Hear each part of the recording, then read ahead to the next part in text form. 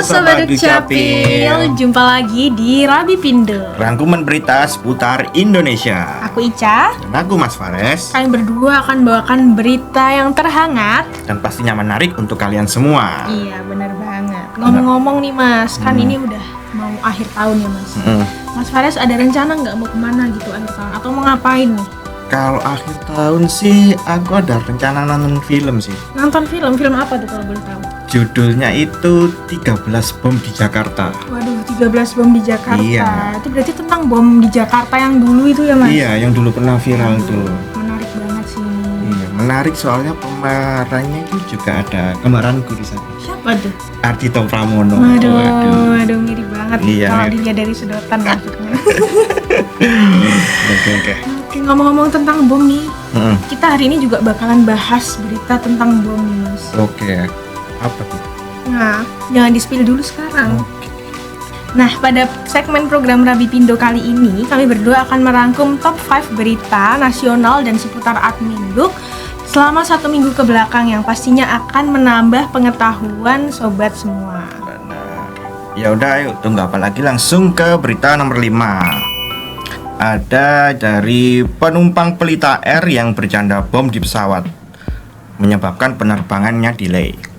Dilansir dari laman travel.kompas.com, pesawat Pelita Air IP205 yang hendak berangkat dari Surabaya ke Jakarta mengalami keterlambatan karena seorang penumpang yang bercanda mengenai ancaman bom di dalam pesawat pada Rabu 6 Desember 2023 pukul 13.20. Korporat Sekretari Pelita Air Agdia Yogandari dalam siaran resmi yang dilansir kompas.com mengatakan ada laporan yang beredar mengenai adanya ancaman bom di pesawat. Pihaknya dan tim keamanan melakukan investigasi dan didapat fakta bahwa gurauan itu berasal dari seorang penumpang yang duduk di seat 14A yang terlontar saat pesawat sedang berjalan menuju landasan Pacu. Akibatnya penerbangan IP205 mengalami keterlambatan dan dijadwalkan kembali terbang menuju Jakarta pukul 18.00 WIB. Agdia menyampaikan bahwa Pelita Air telah mengambil tindakan sesuai dengan protokol keamanan yang ditetapkan. Tim keamanan bekerja sama dengan aparat bandara telah melakukan pemeriksaan menyeluruh terhadap pesawat, penumpang, bagasi, serta barang bawaan dan dinyatakan aman. Saat ini penumpang tersebut akan diproses sesuai undang-undang yang berlaku. Wah. Makanya kita kalau bercanda harus hati-hati ya Mas. Iya, hati-hati. Harus ngelihat situasi dan tempat di mana kita Sampai merugikan bercanda. banyak orang. Iya, sampai delay itu kan merugikan Iya. banyak orang gitu ya. Walaupun konteksnya cuma bercanda, tapi harus tahu tempat ya Mas. Iya, benar. Oke, lanjut aja kita ke berita nomor 4. Terjebak saat Gunung Merapi meletus, 11 pendaki dinyatakan tewas. Sebanyak 11 orang pendaki Gunung Merapi, Sumatera Barat ditemukan meninggal dunia Senin pada Desember 2023. Demikian dilansir dari regional.kompas.com, Kepala Basarnas Padang, Abdul Malik, mengatakan hingga pukul 7 waktu Indonesia Barat, 4 Desember kemarin, sudah ditemukan 11 pendaki dalam keadaan meninggal dunia, sedangkan 3 orang lainnya selamat. Menurutnya, identitas korban yang meninggal dunia belum diketahui. Berdasarkan data dari Basarnas Padang, terdapat 75 pendaki yang terjebak saat Gunung Merapi erupsi pada Minggu 3 Desember 2023 sore. Sebanyak 49 orang berhasil dievakuasi dengan selamat pada Minggu malam. Dengan demikian, hingga hari Senin masih ada 12 pendaki yang belum ditemukan. Gunung Merapi meletus sekitar pukul 14.53 waktu Indonesia Barat pada Minggu 3 Desember 2023. Kepala Pos Pengamatan Gunung Merapi, Ahmad Rifandi, membenarkan telah terjadi erupsi. Ia menyebutkan status Gunung Merapi saat ini masih dalam level waspada. Masyarakat diharapkan tidak mendekati wilayah yang rawan terdampak erupsi. Lanjut ya, berita nomor 3. Pertama kali dalam sejarah, Pemkot Surabaya bersama KPU bikin TPS di Liponsos dan Gria Werda. Dilansir dari laman surabaya.go.id, pemerintah Kota Surabaya bersama Komisi Pemilihan Umum Kota Surabaya mempersiapkan tempat pemungutan suara di UPTD Liponsos dan UPTD Gria Werda sebagai fasilitas dalam menyalurkan hak pilih pada saat hari pemungutan suara tanggal 14 Februari 2024. Kepala Dinas Sosial Kota Surabaya, Anna Fajriatin, di ruang kerjanya Selasa 5 Desember 2023 mengatakan nantinya di Liponsos akan ada 2 TPS. Pertama, TPS khusus yang diperuntukkan untuk warga binaan Liponsos yang ber-KTP Surabaya dan bertempat tinggal di UPTD Liponsos. Kedua, TPS reguler yang akan diperuntukkan bagi warga binaan yang pada saat masuk Liponsos tidak ditemukan administrasi kependudukannya. KPU juga akan menyiapkan TPS di Griyawerda, namun di UPTD itu hanya akan disediakan TPS reguler. Ia juga memastikan bahwa tidak sembarangan memasukkan warga binaan Liponsos itu ke daftar pemilih. Sebab ODGJ yang menghuni Liponsos itu berbeda-beda tingkatan gangguan jiwanya, sehingga harus dipilah-pilah mana yang memungkinkan untuk dimasukkan ke daftar pemilih dan mana yang tidak bisa dimasukkan. Meski begitu, Ana memastikan proses pemilihan di Liponsos dan Griyawerda akan sama seperti pemilihan di TPS lainnya, seperti datang ke TPS dan melakukan pencoblosan dengan pendampingan khusus. Ia berharap kepada KPU Surabaya untuk segera melakukan sosialisasi kepada para pendamping dari Dinsos dan juga sosialisasi kepada para penghuni Liponsos dan juga penghuni Griyawerda.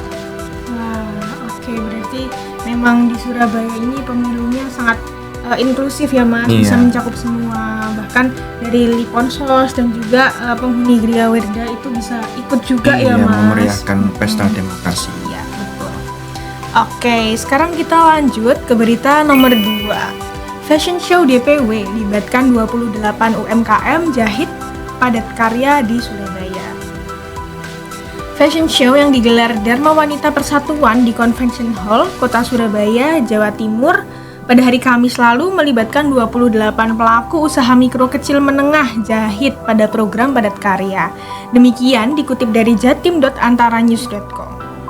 Ketua DWP Surabaya, Sinta Setia, mengatakan fashion show yang digelar bertepatan dengan perayaan HUT ke-24 DWP Kota Surabaya, melibatkan 28 peserta UMKM inkubasi menjahit binaan DWP Kota Surabaya.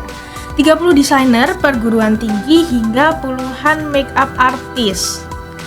Selain itu, peragaan busana kali ini juga melibatkan 36 anggota DWP, 36 model dari anggota DWP, serta desainer persana dan dekranasda.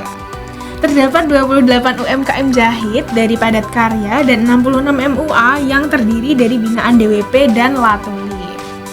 Fashion show ini menuai respon positif dari Dewan Penasihat DWP Kota Surabaya, Rini Indriani, yang hadir dalam acara ini. Menurutnya, kolaborasi antara DWP dan UMKM jahit kali ini sangat luar biasa. Ia turut menyampaikan terima kasih ke para anggota DWP yang telah mengajak berkolaborasi UMKM di Kota Surabaya menjadi naik kelas. Ia yakin DWP bisa mewujudkan program bermanfaat yang lebih baik ke depannya. Tak hanya ada fashion show busana UMKM, terdapat juga awarding Festival Bermain Balita Stunting, Festival Kreasi Makanan Sehat Balita Stunting, Festival Mendongeng Inu Balita Stunting, hingga lomba e-reporting Ibu TK DWP Kota Surabaya. Oke, lanjut ke berita nomor 1. Dari tim Ditjen Dukcapil yang raih juara 1 di ajang Cyber Drill Tes BSSN. Dilansir dari laman resmi dukcapil.kemendagri.go.id, Ditjen Dukcapil Kementerian Dalam Negeri berhasil meraih juara 1 dalam ajang Cyber Drill Tes Persiapan Operasi Pengamanan Siber dan Sandi Pemilu tahun 2023. Kegiatan pelatihan ini diselenggarakan Deputi Bidang Operasi Keamanan Siber dan Sandi, Badan Siber dan Sandi Negara BSSN di The Westin Jakarta, Kamis dan sampai Jumat 30 November sampai 1 Desember 2023. Menurut Kasubdit Keamanan Informasi Admin Pusat DKN Men Suseno, prestasi tersebut diraih lantaran tim Ditjen Dukcapil mencapai nilai tertinggi, yakni 9.440 dalam Cyber Drill Test untuk kegiatan di hari kedua, yakni Cyber Security, Social Cyber Security, dan Kriptografi. Keseluruhan pelatihan ini dilakukan oleh tim Cyber Drill BSSN bersama seluruh peserta. Salah satu anggota tim di Dukcapil, Mensuseno, mengatakan usai kegiatan konsolidasi dan cyber drill tes persiapan operasi pengamanan siber dan sandi pemilu oleh BSSN, diharapkan tiap peserta mampu mengelola krisis bila terjadi gangguan keamanan siber. Ia menambahkan selama pelatihan, tim bersama seluruh peserta melakukan 7 fase cyber drill oleh tim cyber drill BSSN, yaitu Phase 1 Intelligent Alert, Phase 2 konfirmasi kampanye phishing, Phase 3 hubungan antara email phishing dan data stealer, Phase 4 temuan indikasi kebocoran data, Phase 5 validasi kebocoran data, Phase 6 mitigasi kebocoran data, dan Phase 7 strategi komunikasi publik. Nah, Sobat Dukcapil, berita tadi menutup Rapipindo episode kali ini. Semoga informasi tadi menambah pengetahuan Sobat Dukcapil sekalian, biar teman-teman nggak ketinggalan informasi. Jangan lupa juga follow sosial media kami di mana, Cak? Ada di Instagram @swargaloka.sub dan juga YouTube swargaloka.sub.